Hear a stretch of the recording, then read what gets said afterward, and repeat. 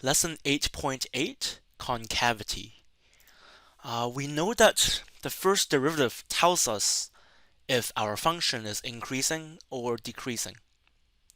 If the first derivative is positive, then the function is increasing, right? What about the second derivative? Well, we know the second derivative tells us whether the first derivative is increasing or decreasing, but what does that mean? There's actually a term for this, and it's called concavity. The idea is that when the second derivative is positive, the first derivative is increasing, right? So there are two possibilities when the first derivative is increasing. Either it is very negative and it's becoming less and less negative, or the first derivative is positive and it's becoming more and more and more positive. If you draw a line like this, you get like a U-shaped. Whenever you have a U-shape, we call it concave up. Concave up. That's why we can draw a happy face with a U and two pluses as the eyes. That's concave up. The opposite of that is concave down.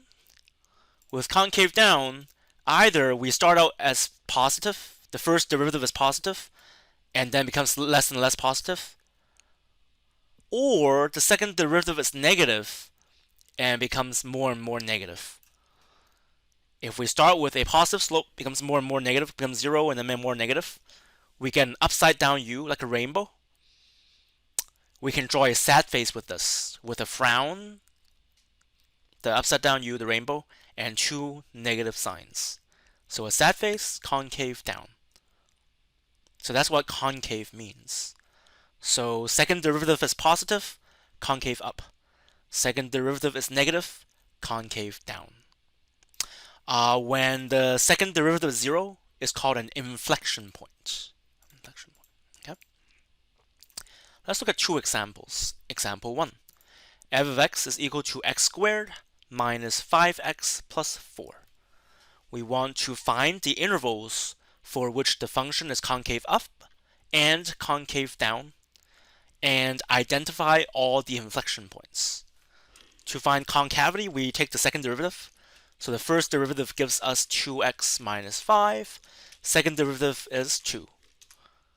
If the second derivative is 2, that means that there is no place where the second derivative is 0.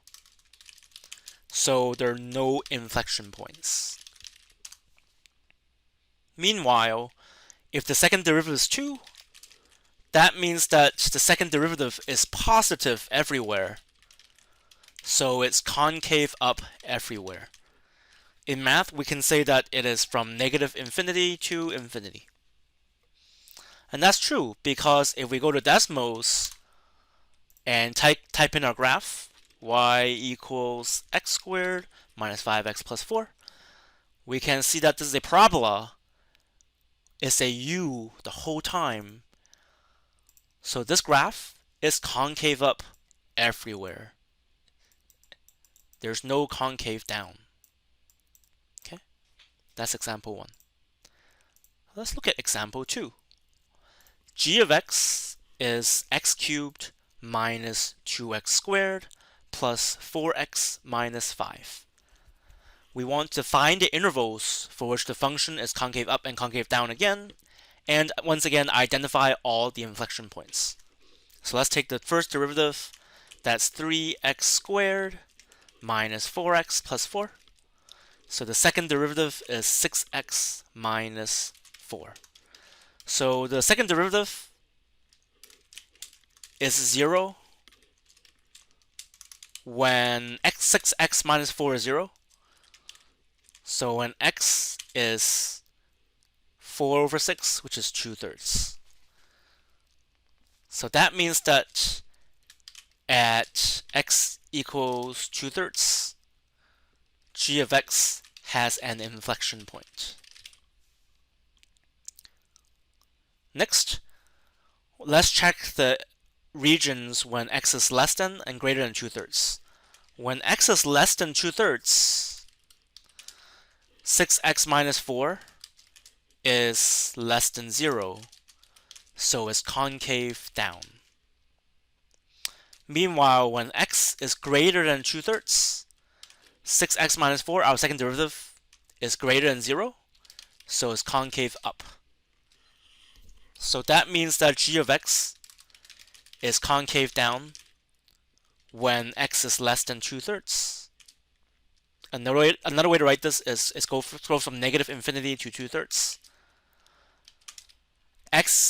G of x is concave up when x is greater than 2/3, or 2/3 to infinity.